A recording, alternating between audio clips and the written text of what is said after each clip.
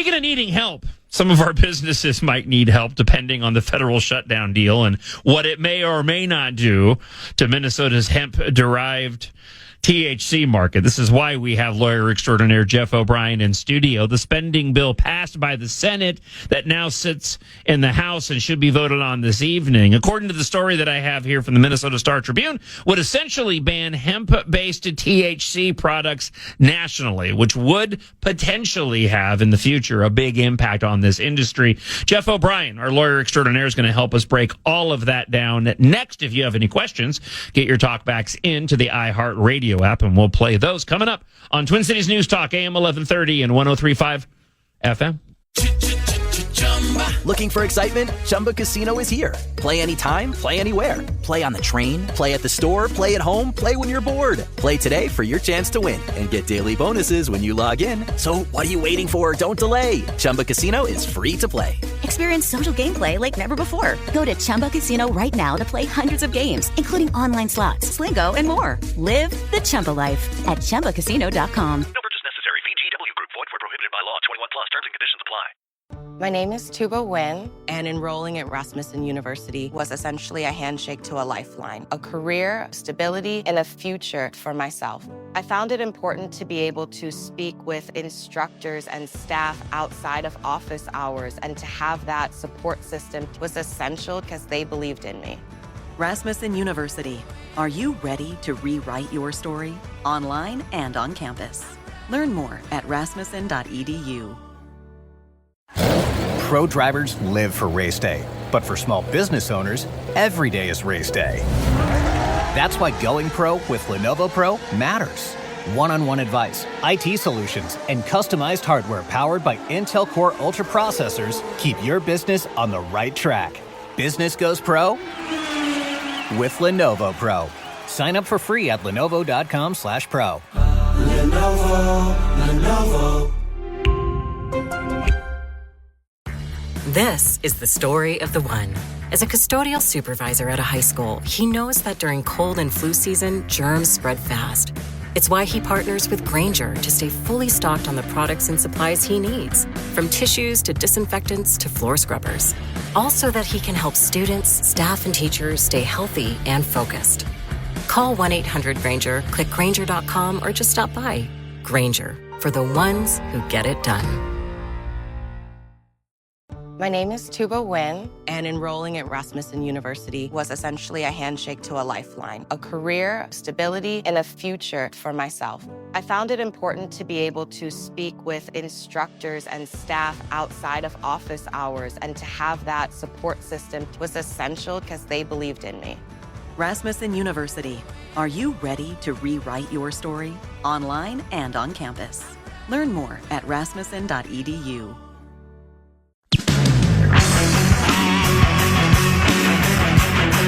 It amazes me that every day on every talk show in the country, we talk about how the government is screwing us over. But yet, we're willing to go along with a 50-year mortgage. The people that move in on a 50-year mortgage are people that can't afford the house in the first place. And they'll just run it down. Let me stop here.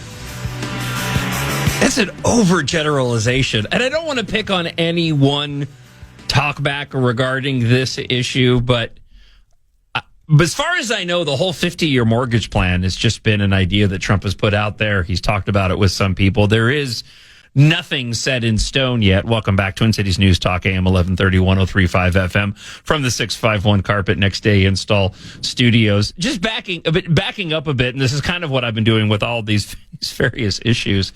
It's just Republicans sometimes we just can't get out of our own way. It drives me a little nuts. I understand everybody's entitled to their opinion. I don't want to push back on any of that. But again, all of these issues and suggestions that Trump has had have just been that. They've just been suggestions while he looks at ways to go and improve the country and get us back on track. And clearly the idea of a 50-year mortgage has ruffled a lot of individuals' feathers. Lawyer extraordinaire Jeff O'Brien, you want to weigh in on the 50-year mortgage? Well, I'll say a couple things. Debate.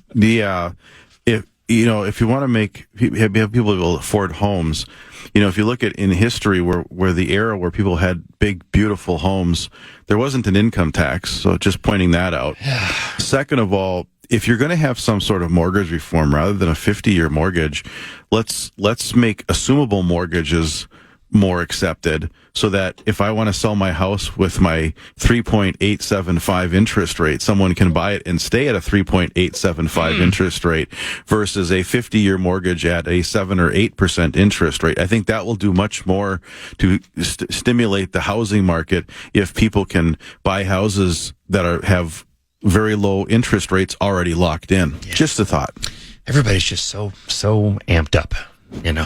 People needed to partake in maybe some more THC products. Although, if things move forward, you may not be able to do that. So, lawyer extraordinaire Jeff O'Brien has joined us in studio.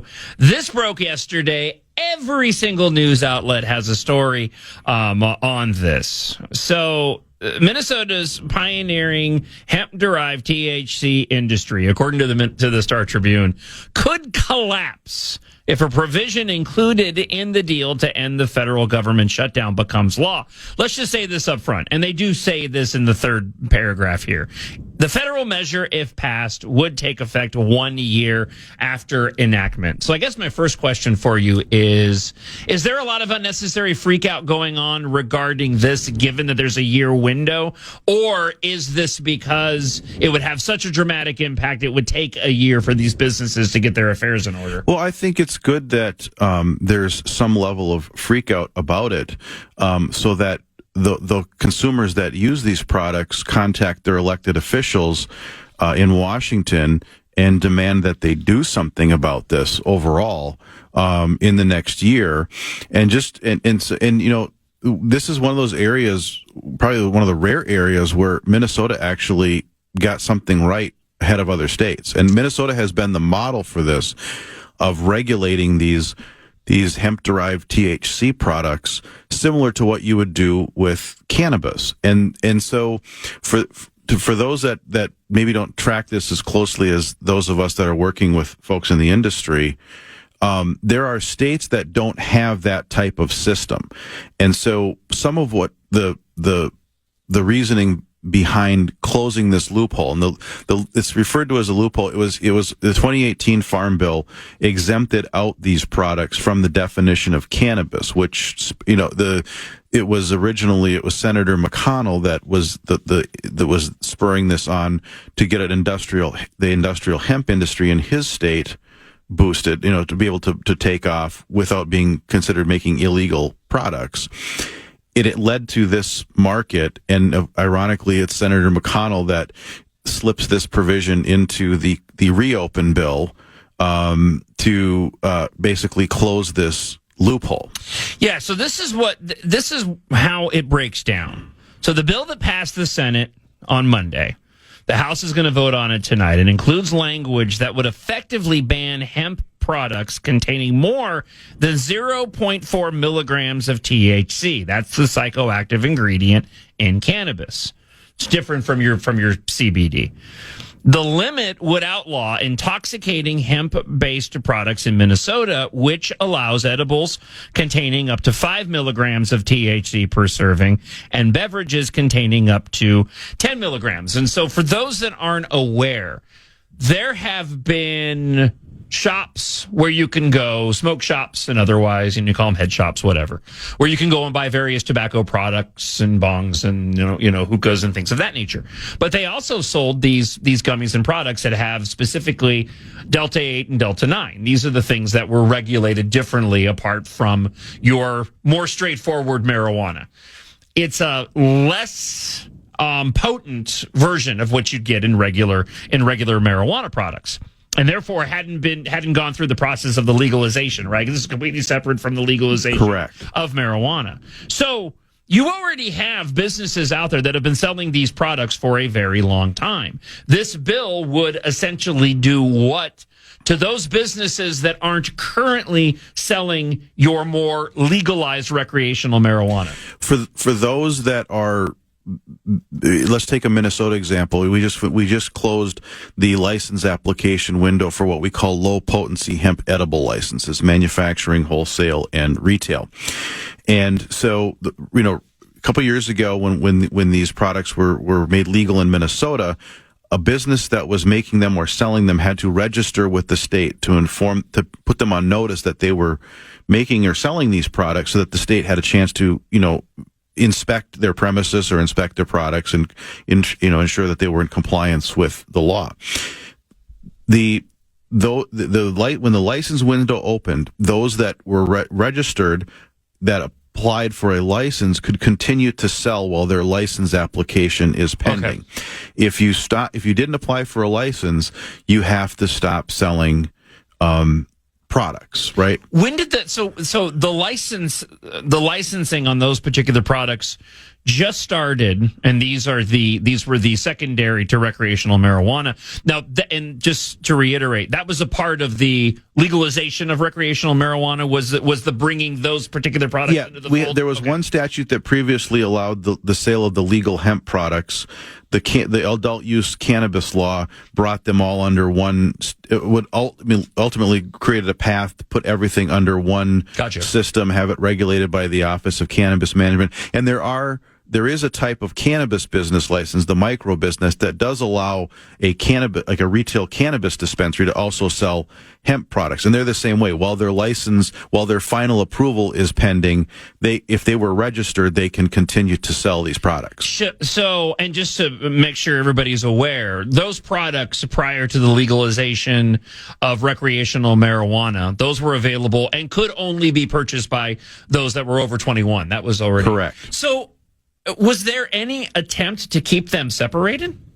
To keep the recreational marijuana separate from these other products, in which case those that are currently selling them didn't have to bother getting a license since they were already selling these products? It seems like we were creating more of a burden on those businesses that had already shown to be, reputable businesses in selling these products by including them with recreational marijuana. Well, it's a recognition that it's the hemp products are. They're kind of a hybrid, and at our firm we kind of treat them as kind of this standalone thing, because you want to say that it's a close cousin to cannabis, but you also have all these small breweries making the hemp beverages, right? And so it really kind of spans these two regulated industries, and there's differing opinions. Like the fight that we're having at the federal level, you have it's largely you have the cannabis industry and the alcohol beverage industry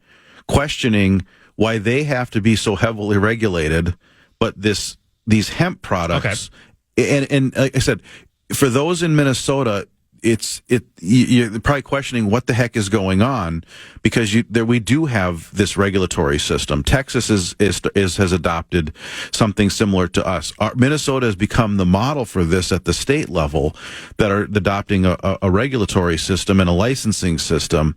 But there are states where that's not the case, and that's what the concern or the opposition has been, is why do they get to run around being completely unregulated, where we have to jump through all these hoops and have to deal with all these other issues as part of our business? So with the change in this law, and let's discuss this from an angle of, instead of a year from now, let's just say it starts on Monday. Okay. So if this bans products that contain more than 0.4 milligrams of THC, what happens to those businesses that are already selling these products that contain the 5 milligrams per serving or 10 milligrams in beverages? How would they go about to continue to sell those products? Would they then have to get a recreational license to do so? Not in Minnesota, because Minnesota has carved out these low potency hemp edible licenses.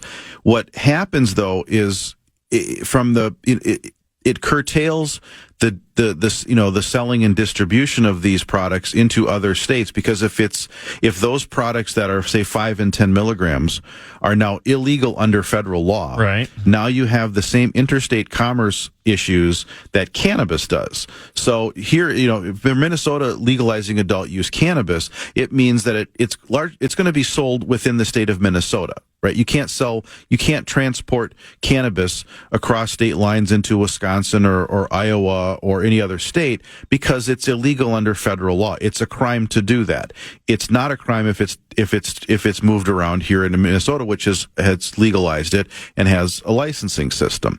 So what it does, and there's a nasty tax effect from this, where a cannabis business, there's a code section called 280E, which doesn't allow cannabis businesses to deduct a lot of costs and expenses from their revenue. So they get hit with a nasty tax. If at the federal level they're treating these 5 and 10 milligram products the same as cannabis, right, now those businesses will similarly be hit. So the problem we have here, John, is there's businesses that have invested a lot of capital in equipment and labor and everything else, knowing that they can scale these businesses up and sell into other states, and now they're going to curtail their sales by doing this. Now, aren't we already, by legalizing recreational marijuana here in Minnesota, aren't we in that case also pushing back against the federal law? Yes. So technically they should still be able to sell both. For the Minnesota consumer, this shouldn't affect your ability to obtain those products, but if the business is struggling financially because of all these other constraints that have now put on it, they may not be able to produce and sell these products. So how would it end up killing, and I know I'm just trying to break it all down because this seems really confusing. How would it ultimately end up killing these businesses if they're now pushing back against federal law, but we are also pushing back against federal law by selling recreational marijuana products, in which case I would just argue that, well, if we're already selling them over here, we already have it established, then we can continue to push back against federal law in selling these hemp-derived products that aren't technically your recreational marijuana. It's a good question. The issue is you have these businesses that were started predicated on these products being legal. Okay. And there's certain, they may have been able to obtain financing, like a bank loan. They're having bank accounts, all these things, like I said, the tax issue, and those things all go away when it's now a business that's prohibited by federal law. So in terms of killing the industry, it's, in theory, the products may still be here, but but for the fact that those that are making it are going to be in a lot of, it's going to create financial issues for the businesses and threaten their existence. Why is it not creating those same issues for those that are going to go and open up, say, a recreational marijuana dispensary? Because the people going into the marijuana business already know what the parameters and restrictions are going in, and their business model, their financing, everything that they're doing is taking that into account. Whereas with the hemp industry, it's almost like the rug's been pulled out from underneath them. All right, let's go to this question here from the iHeartRadio app, talking with lawyer extraordinaire Jeff O'Brien this morning. Hi, John. Could you ask if this change will affect the food products that are derived from hemp, non-THC, like hemp seeds and oils and that sort of thing? There's always been some portions of the hemp plant that have been allowed for various things. So as long as if the THC content is, if it's non-THC, this provision shouldn't affect them. Morning, John, on marijuana. It's hard to hear. Let me read the talk back here. They say on marijuana, the selling aspect of this, everybody's growing their own. They say I haven't, but I haven't seen or heard a single friend or anybody who's going to a dispensary. Obviously, you can't get anything anyways, but everyone's either growing their own or everyone's getting their own or growing their own. The market's never going to take off. Let me just back up here real quick. I completely disagree with that. There are, I can name 3 different businesses within a 2-mile radius of my home that sells these hemp-derived products. And people go and purchase them all the time. I mean, this is they've been big business. Yeah. If the point that the caller was making about the cannabis businesses that are now opening up, that's not going to be the demand there. Well, we don't know yet. The time will tell. They're only now being approved and coming online and being able to sell product. So this is the first time that we've had, full spectrum cannabis products being available to Minnesota consumers. So I guess the jury's still out as to it may or may not how this is all going to break down between hemp-derived THC and cannabis. But there are certainly plenty of people that are going and purchasing these secondary products, for lack of a better way to describe them.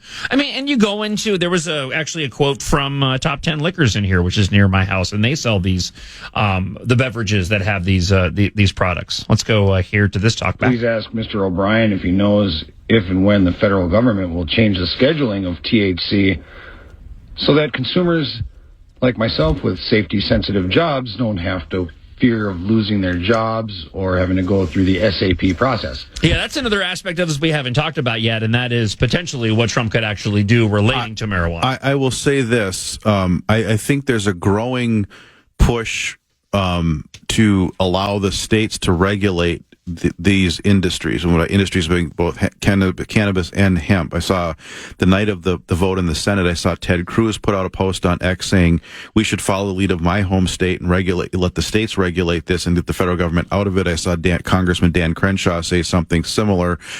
It'll be interesting to see the House vote today. I was talking with a colleague of mine who is like the foremost expert on the hemp beverage laws in the country. She thinks she said, I'd put the chances at 10% that somehow there's a hiccup in the House in the approval of the CR over this issue. My guess would be if anybody's going to light the fire, it's going to be Thomas Massey, he's from Kentucky too, and kind of a kindred spirit with Rand Paul, that he may be the one to force some sort of a vote or something in the House on this. But it's in terms of the rescheduling. I've said this many times publicly, and I'll say it on the air here.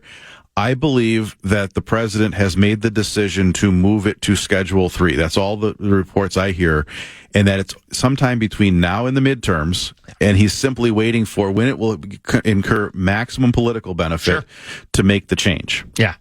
And whether or not this particular issue is, I kind of doubt that this is particularly the issue where he'll go and do it. I think he would wait until next year. I think that I think there's some talk about trying to read the vote, the who was voting for what here.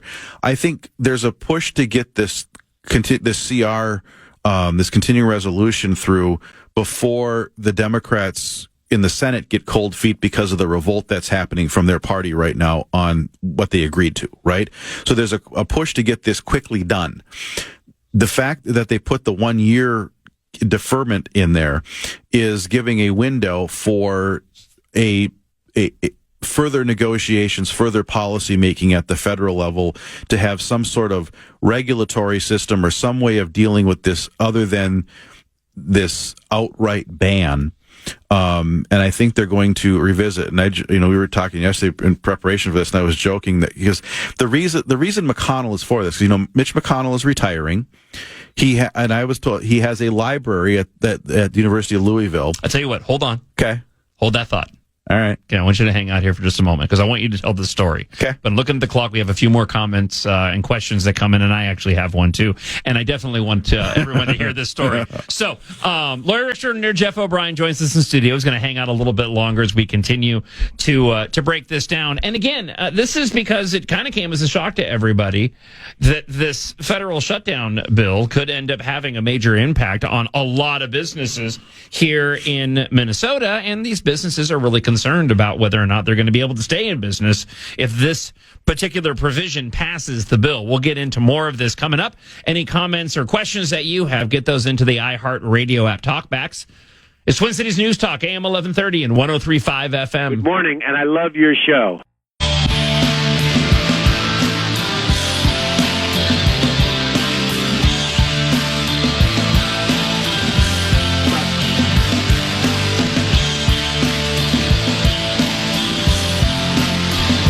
Twin Cities News Talk, Hour 3.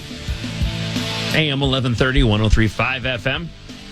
From the 651 Carpet Next Day Install Studios. My name is Jon Justice. We are joined in studio, lawyer extraordinaire Jeff O'Brien, as we work through the confusion. And it appeared to be panic, although, it's hard to tell based off of the way media covers this stuff. I'm working off a version here from the Star Tribune, and every single news outlet, it was running with the headline yesterday. Federal shutdown could kill Minnesota's hemp-derived THC markets. The spending bill passed by the U.S. Senate would essentially ban hemp-based THC products. So this is the bill that passed the Senate. It'll be voted on tonight.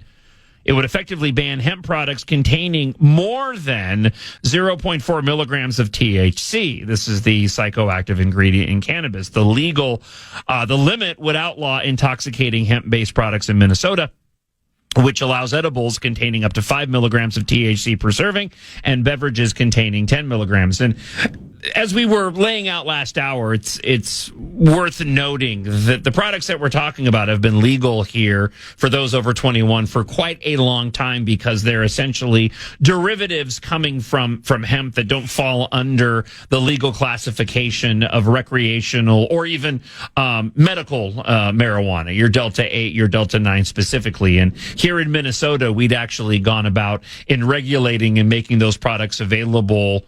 For how long, actually, Jeff? Do you know how long they? Since 2022. Since 2022, those have been available. So it's actually not that long. No. Okay. I want to get to a couple of comments here, and then I want you to finish your story regarding Mitch McConnell. Let's go here. Oh, we played that already. I love how once the government gets involved and we start talking legal stuff, all of a sudden pot went from being a drug that was consumed by stoners to a product being offered to consumers. Well, people have been purchasing these for a while now. I think the stereotype of these only being consumed by the stoner crowd from your days to confused has kind of gone out the window. Yeah. I don't know why that one's. Somebody was talking about one of the issues this will cause is that no federal regulated carrier will transport any of these products. It makes these products unshippable. Now, that happened just recently prior to this issue relating to the bill that the Senate passed and will be voted on tonight, right? The issue of being able to mail these products here in Minnesota? Yeah, well, yeah, under the change in the law here in Minnesota, where they were, there was this separate law under Chapter 151 where these products were the hemp-derived THC had been governed by, and then moving that under 342, which is with the cannabis law. As part of that change, you are going to have in the hands of a licensed transport. They have a cannabis transport license. So that was already going away under the Minnesota law, the shipping across state lines because or shipping with a national carrier, because they weren't applying for licenses to be able to ship those products. So this is when here in Minnesota we ended up taking these products that were already available and putting them under the same umbrella as the recreational marijuana that was legalized, and therefore took away the ability to sell to ship the products that were already being sold. Yeah, these low potency hemp edible licenses, by putting all the hemp products underneath the cannabis law, was already going to change some parts of the industry here. Did they need to do that? Could they have carved out just to continue to allow the individuals that were selling the low potency ones to continue to mail them? It's an ongoing discussion. There's a lot of kind of trial and error with these laws. Obviously the part of it is to eliminate the illicit market, and start a thriving legal industry. And so there, there's a lot of pushback from the hemp industry players on some of these changes over labeling and shipping and all sorts of things. So we'll see where it goes. There's been ongoing discussions. I know there's continued discussions with legislators about potential fixes. But this federal thing was just something that we really didn't need. We kind of, my view is let the states like Minnesota work it out on their own. Why would McConnell introduce a bill to allow this and then a few years later introduce a bill to restrict it? It makes no sense. Lawyer extraordinaire Jeff O'Brien, would you like to tell us the story? Oh, it makes a lot of sense. Well, not a lot of sense, but there's definitely an explanation. So Mitch McConnell is retiring, and he has my understanding is he has a library at Louisville, and they're looking to expand it. And there needs to be donors to be able to expand the McConnell Library. And he's in Kentucky. And so the bourbon industry is a large factor in Kentucky. Sure. And they have money, and they are willing to fund, as I was told, he needs contributions and he's not having to face voters again. So what the heck? Let's just shut the loophole and fund that library. So this is the kind of stuff that make people upset about politics, especially federal politics, when you're trying to a bill to this continuing resolution to reopen the government, to get the SNAP benefits going, to get federal air traffic workers back to work, get the federal workers back to work, get the military paid, and in comes this slipped in someplace in the bill because somebody needs it for some pet project back at home. This is why people get turned off by electoral politics and politicians, because they do this stuff. We really did bury the lead on this because this was the larger issue about this whole thing. Let me play this talk back here because it plays into what we're talking about right now on Twin Cities News Talk with lawyer extraordinaire Jeff O'Brien. I really wish our conservative leadership right now would be focusing on real issues and real problems, not going after gas station Delta 8 and Delta 9, which is ridiculous. Yeah, it sucks to hear when teenagers get a hold of stuff like, mom and dad's stash of alcohol, hard drugs like meth and whatnot that are sold in schools. And, how horrible. These kids are going to take Delta 8 and Delta 9, have a little bit of fun, and go to sleep. I want to go back to what he first said. I wish the conservative leadership, would be focusing on real issue and problems. But what we just demonstrated was it wasn't necessarily conservative leadership doing that thing with my fingers. It was one individual with one particular pet project with one particular interest, and a lot of individuals that just were kind of completely unaware of the impact that it would have on a state like Minnesota that's already been regulating these particular items. I mean, should they be up to speed on it? Sure, they should, but at the same time, you're also talking about an issue that I think most people weren't even aware of, and that's the part of this whole thing that drives me nuts as well. Rand Paul made an attempt a couple nights ago to get this provision stripped out of the CR, and McConnell, filed a motion to table it, and it got like 76 votes, and so I think it's more, I wouldn't read too much for those that are kind of ready to hit the panic button. I wouldn't necessarily hit it yet. I think that there is a push to get this thing done and get the government reopened. Right. And then there is going to be a big push to revisit this. That's the whole point of the 1-year deferment, is to revisit this. And so you can definitely tell from some of the comments that I've seen on X from the Republican side, they are definitely feeling the heat from this. I don't think they want to go into the midterms. At least I hope they don't want to go into the midterms, having basically killed an industry.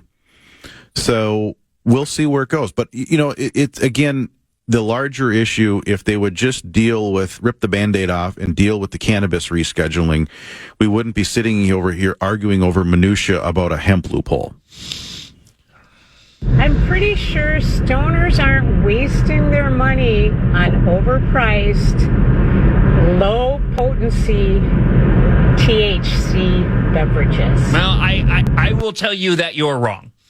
Those businesses, and I mentioned there's like at least 3 of them within a mile of my house. They do very well, and people are purchasing these products. As a matter of fact, let's go to this talkback just real quick, and then I'll let Jeff comment. A couple months back, my local restaurant and my local liquor store both told me that somebody from the government, they came here to help, had stopped in and told them that hemp Delta 9 products were illegal to sell.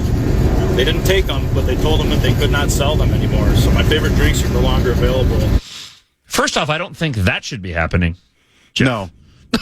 Okay. No. Maybe they should reach out to you guys. If a retailer had that happen, they should contact us or reach out to Office of Cannabis Management, because they've got someone employee that doesn't understand the laws. But, to the previous talkbacker about the stoners aren't buying these products, I think her point was that it's not people that are buying these products to get stoned. People are buying them for sleep aid or, there's other reasons. Sure. This is, at the end of the day, whether we're talking about hemp or cannabis, this is plant medicine, like a lot of other things. And there's veterans that use full-strength cannabis, and sometimes these Delta 9 products to deal with PTSD. There's people that use full spectrum for dealing with the side effects of chemotherapy if they're dealing with cancer. There's reasons why people use these products, whether it be hemp or cannabis. The feds should just get out of the way from it and let the state. This is something, as Republicans, we believe in federalism and giving this issues back to the states. Yeah. They love giving issues back to the states, and they should do that. And for our Attorney General to be signing on to a letter, supporting this ban, our Attorney General should be grabbing the other Attorneys General in the states where cannabis is legal and filing a lawsuit to say under the 14th Amendment the federal government is blocking, is infringing the states' rights, and let the Supreme Court, who loves to kick things back to the states, let them decide this. Lawyer extraordinaire Jeff O'Brien, thank you so much for hanging out this morning. I appreciate it.